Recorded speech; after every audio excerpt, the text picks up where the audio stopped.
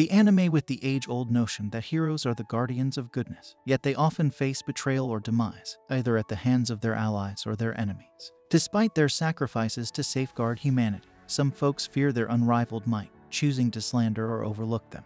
This is the story of such a hero who sacrificed his life for peace, only to pray for tranquility in his next life as he breathed his last.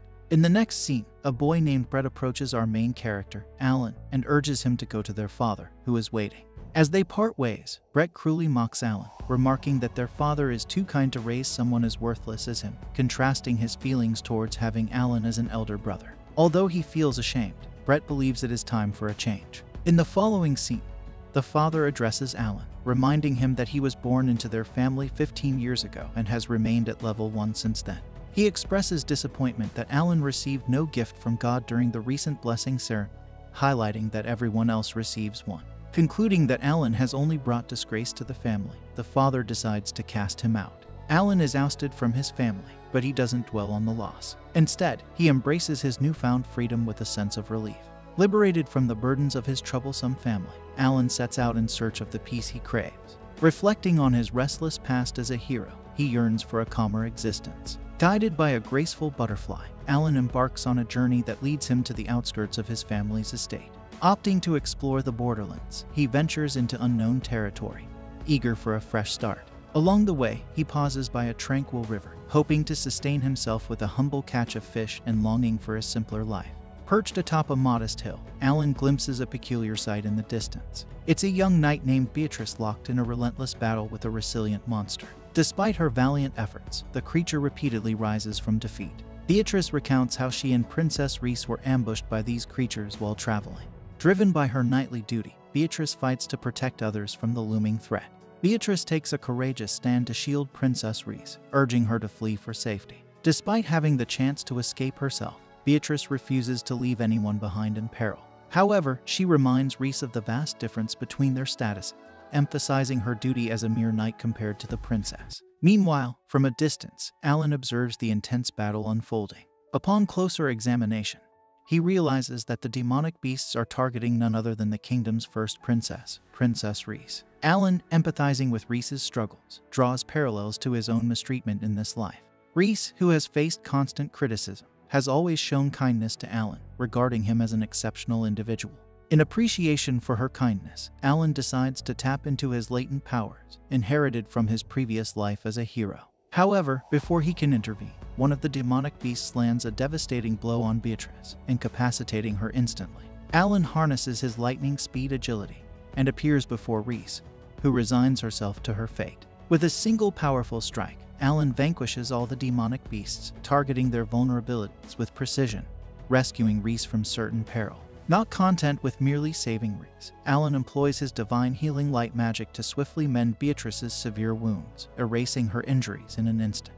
When questioned about his extraordinary ability, Alan attributes them to a recent divine blessing, concealing the truth of his inherited powers from his past life.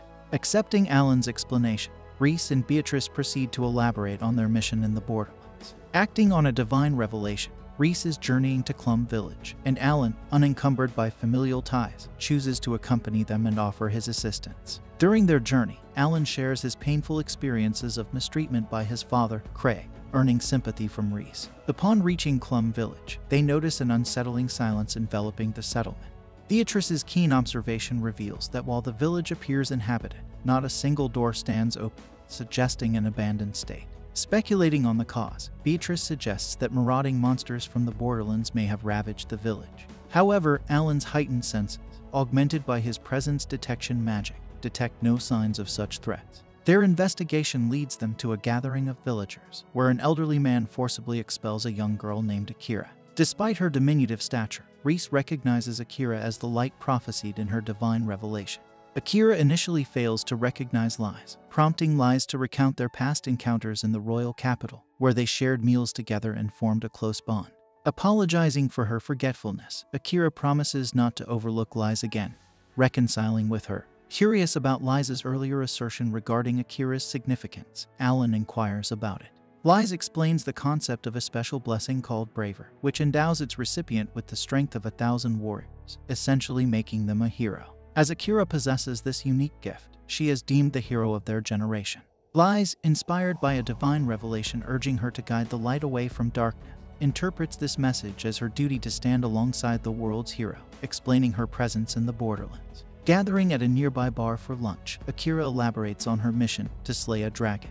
She recounts encountering a frightened young girl on the nearby road who pleaded for her assistance, claiming the villagers intended to sacrifice her to the dragon.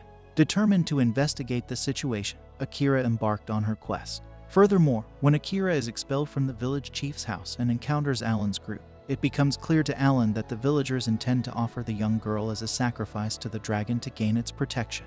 He recognizes the desperation of the villagers resorting to such a cruel act to fend off monsters. Despite this, Alan intervenes to prevent Akira from slaying the dragon, understanding that such an action would only exacerbate the villagers' plight. Nevertheless, Akira opts to aid the young girl instead of appeasing the heartless villagers, and both Lies and Beatrice join her cause. Deciding to accompany them, Alan acknowledges that he has nothing better to do with his mundane existence. He expresses his belief that he cannot idly stand by while his dear friends are in danger. As the group approaches the mountain where the dragon supposedly dwells, Akira halts them to devise a strategic plan before engaging in battle. First, Akira settles onto the ground, encouraging the group to brainstorm ideas for defeating the dragon. Each person contributes their own plan, with one suggesting they approach the mountain peak via the main road while the others flank from behind. Alan volunteers to join Akira on the front lines, offering his strength to assist her. However, Akira declines his offer, suspecting that Alan would overshadow her efforts and monopolize the victory. Alan is surprised by Akira's keen insight into his character, considering their brief acquaintance. Akira explains that she can discern an unusual aura emanating from Alan, revealing his concealed power. Excited by this revelation, Akira proposes a sparring match with Alan after they deal with the dragon. With the plan in place, Akira departs first with a confident smile, exuding determination to confront the dragon alone. Meanwhile, Alan, Lies, and Beatrice chart their own course to the mountain peak, scaling large boulders to avoid detection by the dragon. As Akira faces off against the towering red dragon, Alan deduces that the villagers were coerced by his father, Duke Craig of Westfeld, into offering their children as sacrifices. Alan suspects that the Duke is leveraging the dragon's power through these sacrifices, explaining why the kingdom's royal knights haven't subdued the beast. Akira initiates the battle by unleashing a powerful lightning strike spell on the dragon, but to her dismay, it fails to inflict any harm. She realizes that defeating the dragon will be no easy feat. Furthermore, she spots the little girl she rescued earlier lying nearby, understanding that the dragon lured her in as bait. Disappointed by Akira's feeble attempt, the dragon scoffs at the notion that such a weak hero could be revered in this world. Akira faces the grim reality of her impending demise, recognizing the vast power gap between her and the formidable dragon. However, Alan refuses to stand idly by and watch her fall victim to the poorly rendered creature. With a single swift strike of his sword, he effortlessly brings down the dragon, showcasing the ease with which he wields his ultimate skill. As the battle concludes and the dragon's immortal life is extinguished by Alan's decisive blow, his sword shatters, symbolizing the shattered dream of a peaceful existence. Yet, he finds solace in the companionship of his newfound friends, realizing that their support transcends mere admiration for his strength. Upon waking up beside Reese, Alan apologizes for oversleeping, attributing it to the exhaustion from their encounter with the dragon. Curious about the well-being of the other girls, Alan learns that they are engaged in vigorous training, brimming with energy and determination.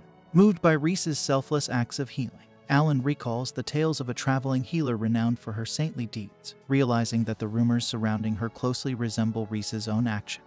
Despite feeling remorse for not sharing this aspect of her life, Reese is comforted by Alan's understanding and support, reaffirming their bond regardless of her title or reputation. Touched by Alan's heartfelt words, Reese's spirits are lifted, and she expresses her profound gratitude. Encouraged by the camaraderie and warmth among them, one of the girls invites Alan to spar with her, prompting him to join them eagerly. The scene transitions to Alan bidding farewell to Akira, who requests to accompany them to the nearest village. Akira expresses her aversion to carriages, preferring to walk, while the little girl embraces her tightly, seeking reassurance from Reese if she's certain about taking care of her. Explaining her attachment to the girl and her desire to accompany her on the journey, Akira reveals the girl's lack of family and reluctance to return to the village. Apologizing for her sword, Akira receives assurance from Alan that its breakage wasn't her fault.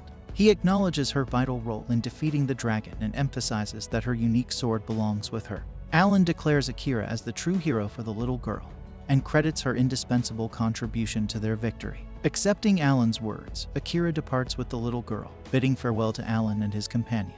Meanwhile, at the palace, Craig discusses the defeat of the Red Dragon King, revealing their plan to lure and eliminate the heroine. Angered by the Saint's interference, Craig's assistant informs him of the Saint's assistance to the girl, further frustrating Craig.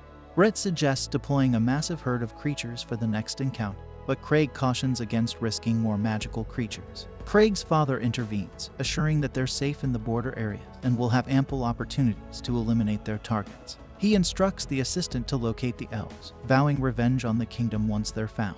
Back with Alan and the girls, he inquires about finding a blacksmith to craft him a new sword.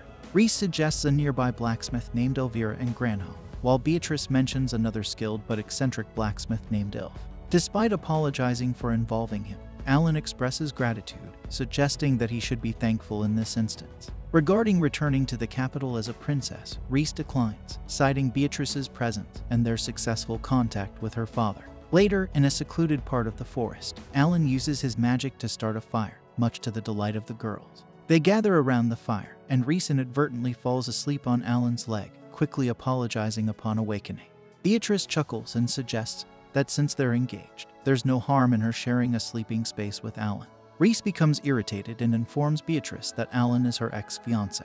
Alan intervenes, stating that there's no issue with Beatrice sleeping beside him, which surprises Reese, who then expresses her objection, catching Alan off guard. As time passes, both girls drift off to sleep. Alan reflects quietly, finding solace in the moment, noting that such serene companionship is a novelty in his second chance at life in this world. Recollecting their first encounter under the moonlight, Alan muses on the past, while an apparition of his former self appears beside him, admiring the beauty of the moon. Introducing herself as Risa Distilla, Reese expresses her eagerness to become acquainted with Alan, revealing her belief in their engagement. Alan, taken aback by this revelation, is brought back to reality, pondering that perhaps this tranquil interlude resembles the peace he once yearned for. The scene shifts to morning in Granholm town, bustling with activity in the market square. Alan observes the liveliness of the town, which surprises him given its border location. Beatrice explains that adventurers and wanderers often converge there due to its strategic position. Arriving at the blacksmith's abode, Reese expresses confidence in the blacksmith's ability to forge a perfect sword for Alan. Beatrice finds it peculiar that amidst the typically audible clanging of swords, this particular blacksmith remains secluded, solely focused on her craft. Approaching the door, Alan discovers it open and leads the group inside, where they find an array of formidable weapons. Impressed, Alan remarks on the superior quality of these weapons compared to his own broken sword. Suddenly, they hear Reese scream, and they rush to her side to find Noel collapsed on the ground. Beatrice holds her, explaining that this is a common occurrence. Noel often exhausts herself from overwork and falls asleep. They watch as Reese employs her healing magic to rouse her, prompting Alan to inquire if she uses magic every time to alleviate her fatigue. Reese confirms, admitting that she had forgotten about it due to the long interval since she last used her magic. Beatrice adds that when Noel undertakes the creation of a new sword, she becomes so absorbed in her work that she neglects eating and drinking until the task is complete. Once Noel awakens and notices Reese and Beatrice, whom she hasn't seen in a while, she inquires about the boy, Alan. Beatrice elucidates that he serves as a personal guard for Reese Sama and is known as Alan. Noel then asks if they wish for her to craft a new sword for him. She explains her current workload and the numerous orders she has received, indicating her inability to accommodate new requests. Furthermore, Alan already possesses a sword, albeit a broken one. Alan presents the broken sword to Noel for inspection, who discerns that it has been utilized to its fullest capacity, marveling at how someone could achieve such mastery. She reverses her decision and resolves to forge him a new sword. When Beatrice seeks clarification on whether she intends to craft a sword tailored for a hero, one that only a true hero can wield, Noel affirms, asserting that she will fashion a blade surpassing any in her collection, albeit requiring tremendous effort.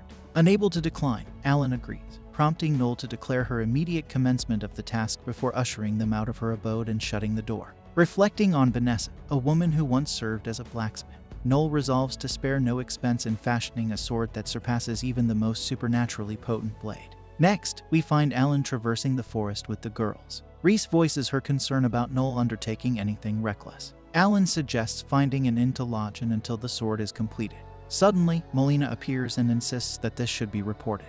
Subsequently, she converses with Horace, expressing satisfaction with Rhys's presence but raising questions about Alan's role as Rhys's personal guard. Inquiring about Alan, Horace determines they need to investigate further. Beatrice advises him to rest, then proposes to Rhys that Alan visit the Adventurers Guild during their downtime. There, he could potentially sell the materials procured from the dragon for a substantial sum. Alan agrees, mentioning his financial strain since his expulsion from his family. He bids farewell to the girls and departs. Beatrice then confers with Rhys, expressing doubts about their plan's feasibility with only the two of them. While acknowledging this, Rhys insists on minimizing Alan's involvement. The scene shifts to the Adventurers Guild, where Alan is welcomed by the receptionist. He expresses his intent to exchange materials for money. The receptionist examines his items, notably surprised by the dragon scale's presence, deeming it exceedingly valuable alongside the other assorted items. She takes the items to inform the manager. Meanwhile, Alan finds himself conversing with Maylene and her assistant, who express curiosity about the dragon. Horace introduces himself and Maylene, noting her status as an Amazon, a rarity in the kingdom. Despite their imposing appearance, they lack insight into adventuring and seek knowledge from experienced adventurers. Horace queries Alan about his acquisition of the dragon scale, wondering if he faced the dragon alone or with allies. Alan admits to needing assistance, prompting Horace to inquire if the heroine accompanied him, presuming the battle was exhilarating. As the receptionist concludes her evaluation, Horace and Maylene depart, discussing their impressions of Alan. Horace remarks on the necessity of assessing Alan's capability, though he didn't anticipate him being bereft of divine gifts, rendering him inconsequential as an opponent. Noel's expression shifts to one of astonishment upon seeing Horace, but she quickly returns her focus elsewhere. Meanwhile, Horace instructs Maylene to shadow Alan discreetly, emphasizing the importance of secrecy to avoid potential complication. With a nod, Maylene vanishes from sight. The scene returns to Alan, who vigorously tests the sword's capabilities by dispatching numerous monsters. Expressing his satisfaction, Alan praises the sword's quality to Noel. Taking the sword in hand, Noel channels her magical prowess, augmenting its strength and sharpness beyond the ordinary eye's perception. She discerns the sword's condition intricately, and enhances its speed and precision through her magic. Impressed by Alan's skill in wielding the sword without a scratch, she suggests challenging stronger adversary. Leading Alan deeper into the forest as night descends, they find their campfire still burning brightly. Noel remarks on the unusual absence of monsters, speculating that they might have fled in fear of confronting Alan. However, Noel's anxiety surfaces as she recalls her mentor Vanessa's advice to flee upon encountering formidable adversary. Encouraging Alan, she urges him to awaken a slumbering monster and engage it with his sword, her voice resounding in the forest. Now we go back to Noel's past, where she attempts to get Vanessa's attention while the blacksmith is engrossed in her work. Noel expresses her hunger, which visibly annoys Vanessa, who hopes her frown will deter the elf. However, hours pass, and Vanessa continues working diligently, while Noel manages to find something to eat. Noel approaches Vanessa, curious about how she uses various tools, but Vanessa remains silent. Feeling ignored, Noel misbehaves by attempting to lift a heavy sword, causing her to lose balance and knock over items on a nearby shelf. Despite the commotion, Noel still fails to capture Vanessa's attention and decides to retreat, returning to sit near the door. Expressing her frustration, Noel questions the appeal of hammering on a sword all day, especially when it leads to feeling sick from lack of food and water. Realizing she won't get a response from a distance, Noel repeatedly approaches Vanessa, calling her names for not responding, but even this approach proves ineffective. The following day, Noel finds herself sleeping anywhere in the house while Vanessa continues hammering away at her work. Suddenly, Vanessa pauses her work and proudly showcases the sword she has forged, lifting it with a smile while Noel observes with curiosity. Returning to the present moment, Noel insists that Alan should slay the beast, but he argues he lacks a reason to do so since the wolf is peacefully sleeping in its corner, away from humans. Alan refuses to take on Noel's quest for vengeance, prompting her to take the boy's sword to seek justice herself. However, Alan cautions her against it, explaining that the creature, Fenrir, possesses a barrier that nullifies any attack below a certain level. He points out that her current sword wouldn't even scratch the monster, reminding Noel that she knows this as she has yet to create a weapon stronger than the sacred sword. With that, Alan leaves the decision in Noel's hands. Upon returning to the lodging, Alan informs the rest of the group about the giant beast in the border region. He suspects someone brought Fenrir to this territory, as the animal was concealed by some kind of magic. Alan has a hunch about the reason behind this development.